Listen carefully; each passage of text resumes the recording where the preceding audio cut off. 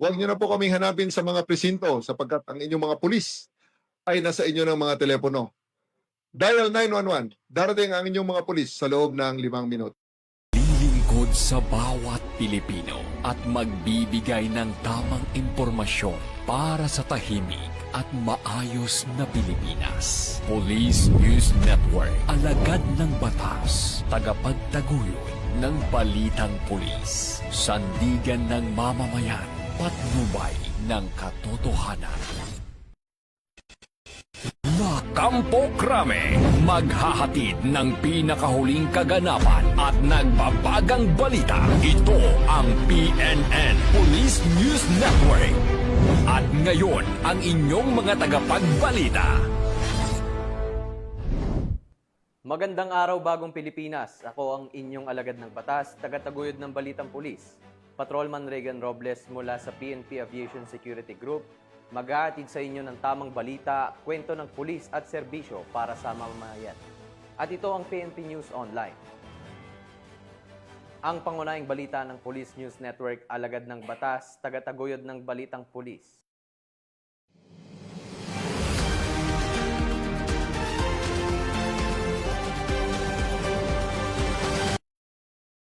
Narito ang mga balitang dapat niyong abangan.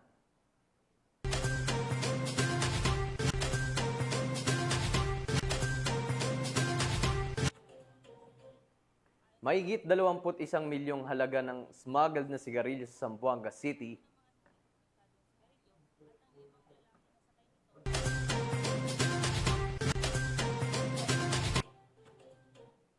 Top 1 most wanted person dahil sa kasong statutory rape, arestado ng Mabini PNP.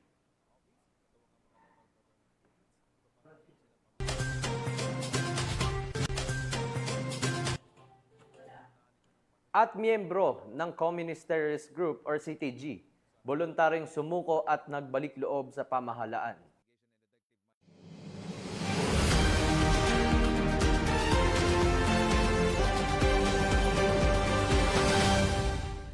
Narito ang mga balitang hatid.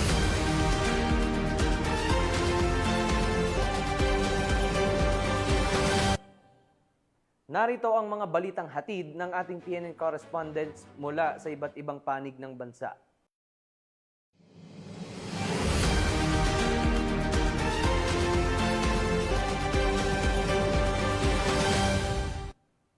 Simulan natin ang balita mula sa bahagi ng Luzon.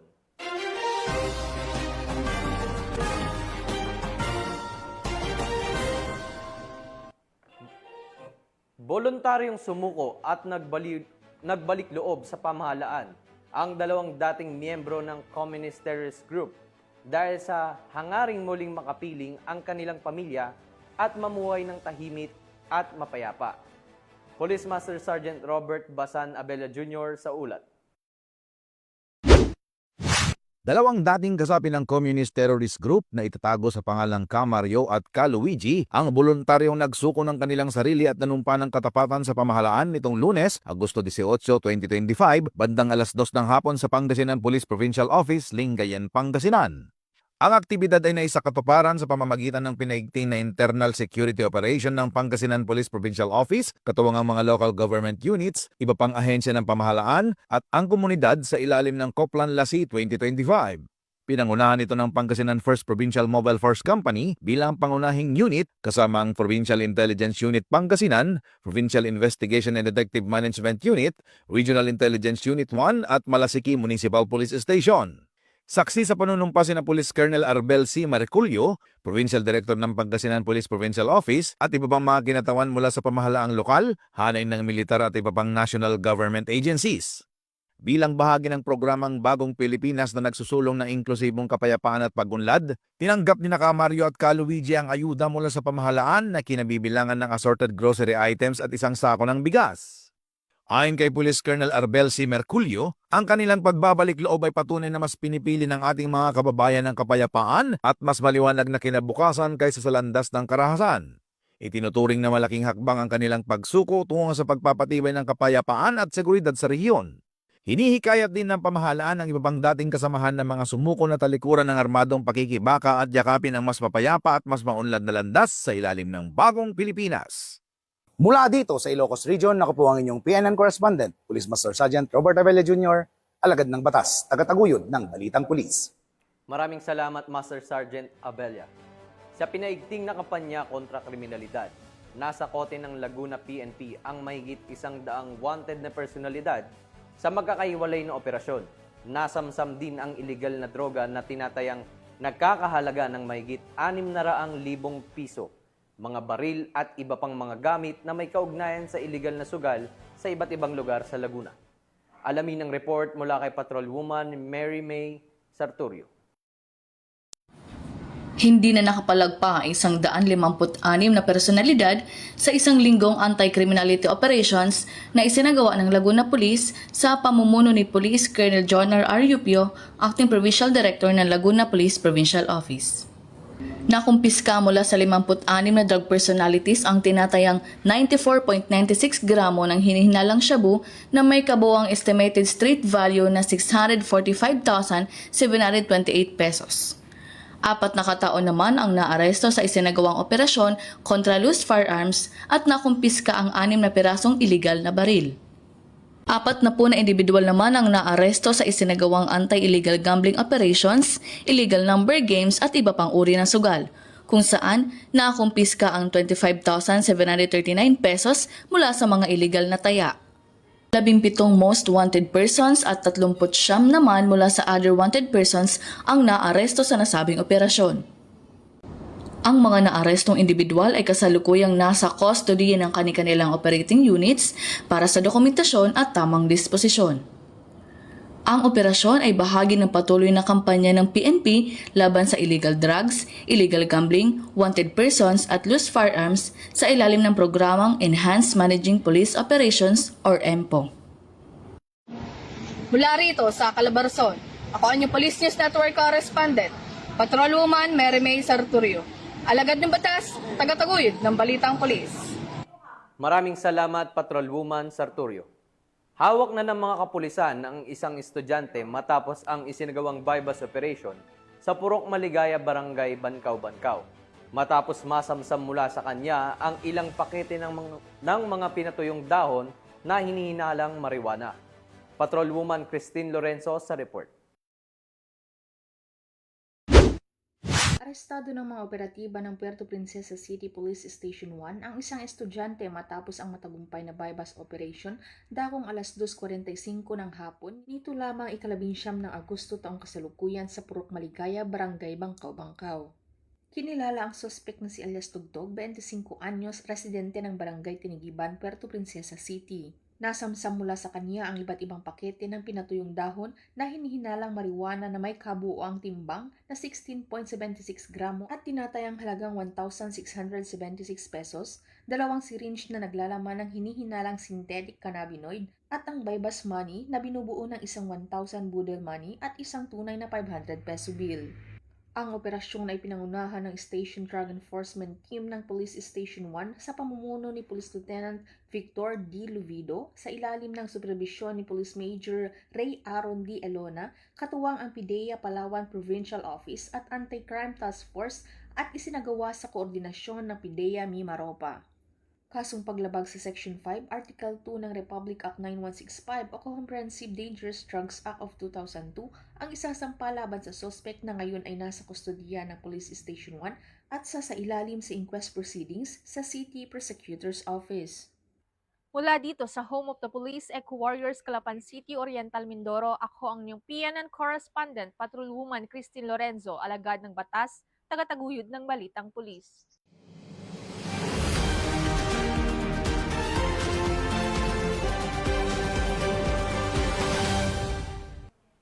Formal nang inilunsad ng Police Regional Office 5 ang 3-day Computer Operation Seminar para sa 62 kapulisan na kalahok mula sa iba't ibang provincial at city police offices na ginanap sa Sandigan Park Camp Brigadier General Simeon A. Ola, Legazpi City. Patrolwoman Carmela Panganiban, ibalita mo. Formal nang inilunsad ng Police Regional Office 5 sa pangunguna ni Police Brigadier General Nestor C. Babagay Jr. ang 3-day Computer Operations Seminar Workshop na ginanap sa Sandigan Park, Camp Bijan Simeon A. Ola, Legazpi City. Ang seminar ay pinangunahan ni Police Colonel Romy I. Palge, Acting Director ng Information Technology Management Service, na kinatawan ni NUP Mina Haide B. Matiliano, Deputy Director for IT Matters. Dinaluhan ng nasabing seminar ng kabuuang 62 kalahok, 41 physically at 21 virtual attendees mula sa iba't ibang provincial at city police offices.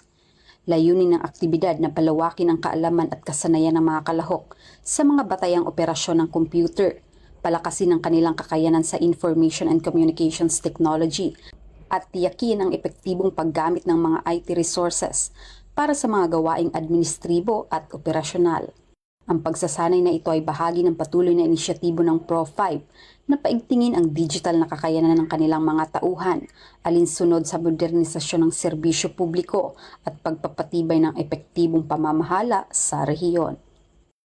Mula dito sa Legazpi City, Albay, ako ang inyong PNN correspondent, Patrolwoman Carmela Panganiban, alagad ng batas, tagataguyod ng Balitang Pulis. Maraming salamat, Patrolwoman Panganiban. Isang lalaking suspect ang naaresto ng Kapas PNP sa kasong paglabag sa Republic Act 9165 at Republic Act 10591 sa ipinatupad na search warrant sa Tarlac City. Ibabalita yan ni Police Corporal Giselle Rivera. Arestado ang isang lalaki matapos ipinatupad ang search warrant na isinagawa ng kapulisan ng Kapas dahil sa pagkakasangkot umano nito sa ilegal na droga at pag-iingat ng hindi lisensyadong baril. Ikinasa ng mga operatiba ng 1st Provincial Mobile Force Company ng Tarlac PNP sa pakikipagtulungan ng Kapas Municipal Police Station at Provincial Intelligence Unit ang naturang operasyon sa Barangay Cristo Rey, Kapas, Tarlac. Kinilala ang akusado na si alias Esmer 26 anyos, isang negosyante at residente ng nasabing barangay. Nakumpiska sa nasabing operasyon ang isang caliber 45 na baril, isang Colt replica caliber 45, 3 sachet ng hinihinalang shabu na may tinatayang timbang na 14.8 gramo na may halagang 100,000 piso at iba pang drug paraphernalia. Ayon sa pulisya ay sinagawa ang paghahalughog sa maayos, mapayapa at makataong pamamaraan sa presensya ng barangay officials, mga miyembro ng Bantay Bayan, kinatawan mula sa DOJ, NPS at ilang miyembro ng media. Ang naarestong suspect ay kasalukuyang nasa kustodiyan ng 1st PMFC Tarlac PNP habang inihahanda ang mga kaukulang kaso laban sa kanya sa paglabag sa Republic Act 10591 o Comprehensive Firearms and Ammunition Regulation Act at Republic Act 9165 o Comprehensive Dangerous Drugs Act of 2002. Sa patuloy na kampanya ng pulisya laban sa iligal na droga, muling nananawagan ng mga otoridad sa ating mamamayan na makipagtulungan upang mapanatili ang kapayapaan at kaayusan sa ating mga komunidad. Mula dito sa Central Luzon, ang inyong PNN correspondent, Police Corporal Giselle V. Rivera, alagad ng batas, tagataguyod ng Balitang Pulis. Maraming salamat, Corporal Rivera. Tungayan naman natin ang mga balita mula sa Visayas.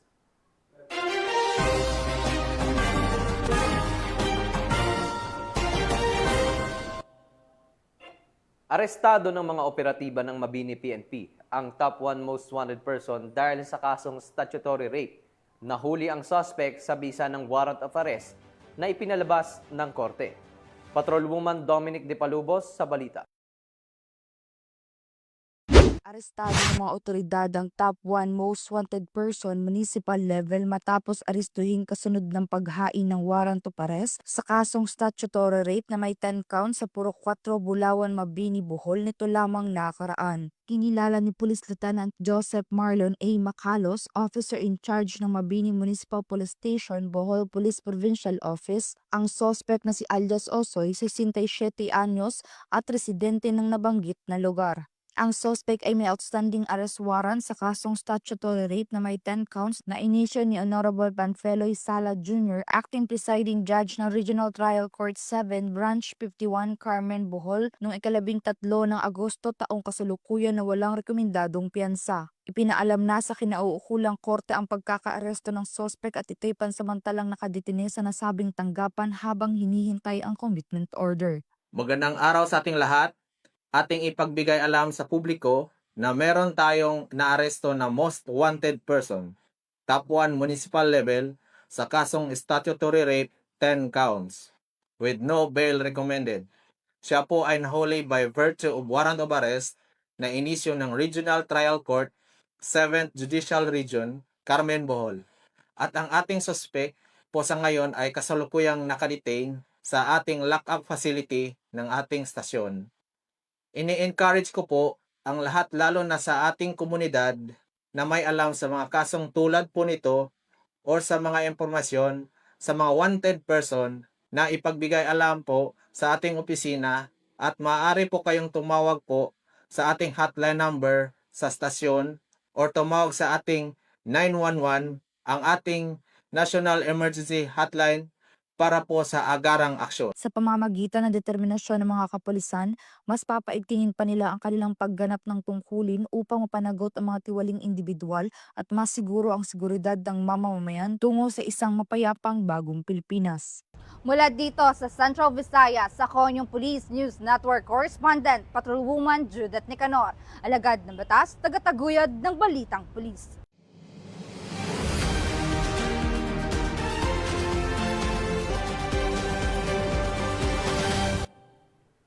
Sa layuning makamit ang mas mabilis, mas ligtas at mas epektibong operasyon ng kapulisan sa gitna ng mga krisis at insidente, matagumpay na isinagawa ng Police Regional Office 6 ang Drone Response Simulation Exercise sa Camp Martin Teofilo B. Delgado, Fort San Pedro, Iloilo City.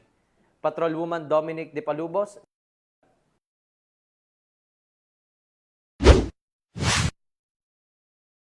Isang makasaysayang hakbang patungo sa makabagong pagpapatupad ng batas ang isinagawa ng Police Regional Office 6 sa pangunguna ni Police Brigadier General Josefino D. Ligan, Regional Director, sa isinagawang drone response simulation exercise sa Camp General Martin Teofilo B. Delgado, Fort San Pedro, Iloilo City nito lamang 18 ng Agosto taong kasalukuyan. Sa tulong ng makabagong drone technology, ipinakita ng Police Regional Office 6 kung paano maaaring makamit ang mas mabilis, mas ligtas at mas epektibong operasyon ng kapulisan sa gitna ng mga krisis at insidente. Ang mga drone ay hindi lamang para sa pagkuha ng larawan o video. Ito'y instrumento ng malasakit at seguridad na nagbibigay ng agarang impormasyon sa mga tauhan at nagsisilbing gabay para sa maayos at koordinadong tugon. Sa panahon ng mabilis na pagbabago, hindi nagpapahuli ang pambansang pulisyan ng Pilipinas. Ang Police Regional Office 6 ay patuloy na lumilipad tungo sa makabago, matalino at mapagkalingang pamumuno at serbisyo.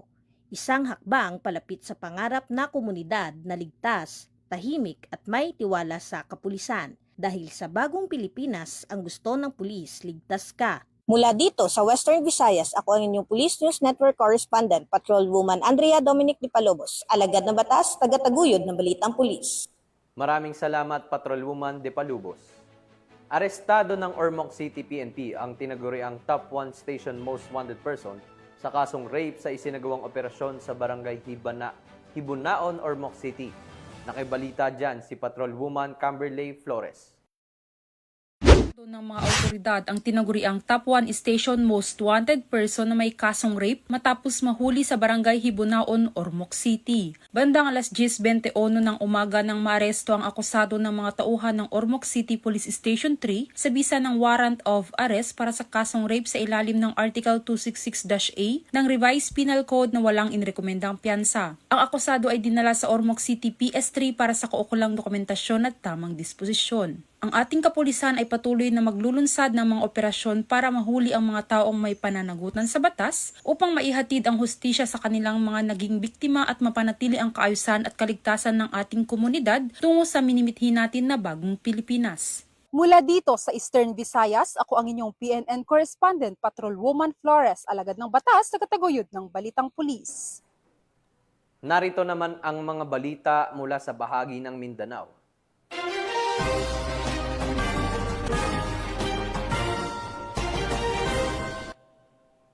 Naging makabuluhan ang naging preparation meeting ng Police Regional Office BAR para sa darating na Bangsamoro Autonomous Region Muslim Mindanao Parliamentary Election.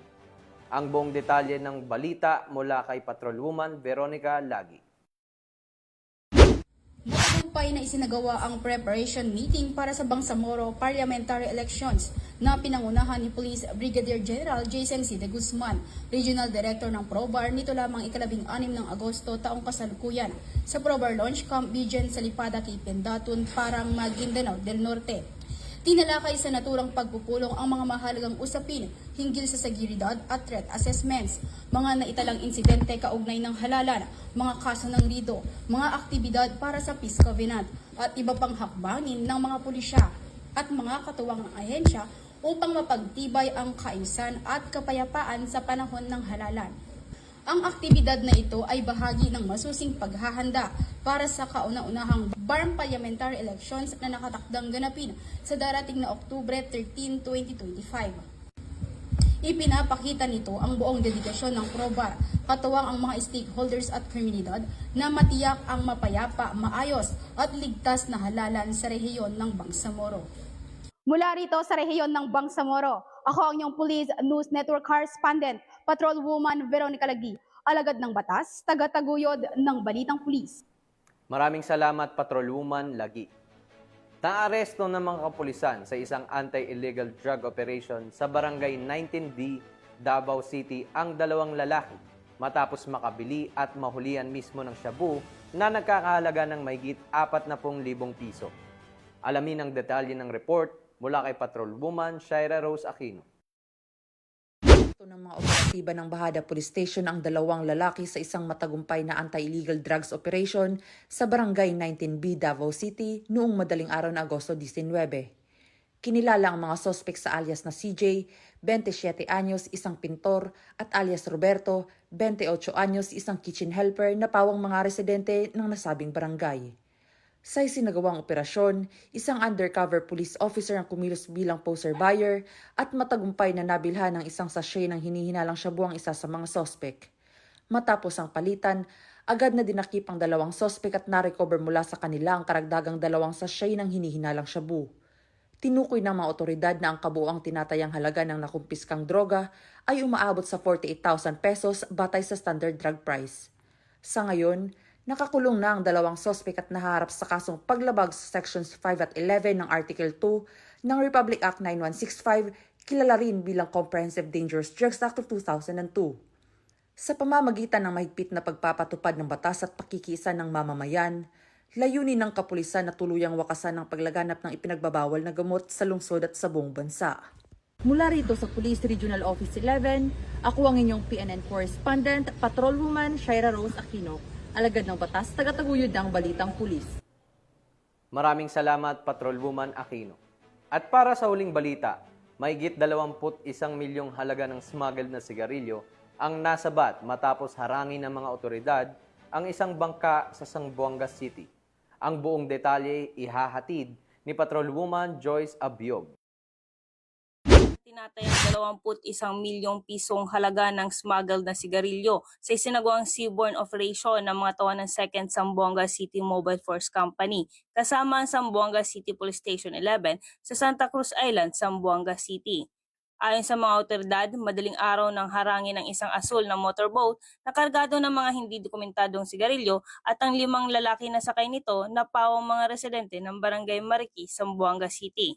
Batay sa inventaryo na isinagawa ng Bureau of Customs, umabot sa 366 master cases at 35 rims ng iba't ibang brand ng sigarilyo ang nakumpiska na may kabuuang halagang 21,011,910 pesos.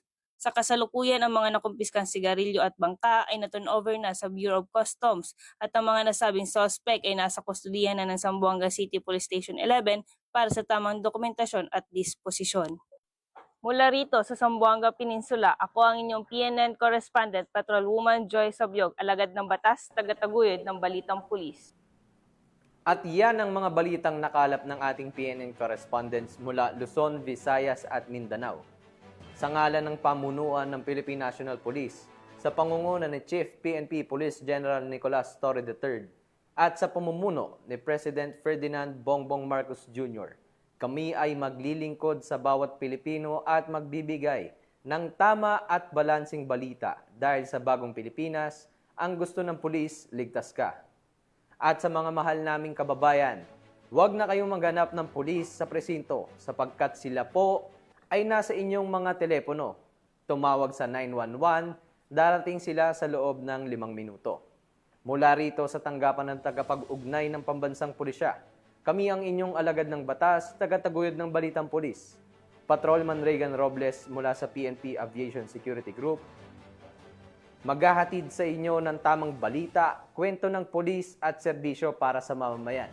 At ito ang PNP News Online, ang pangunahing balita ng Police News Network.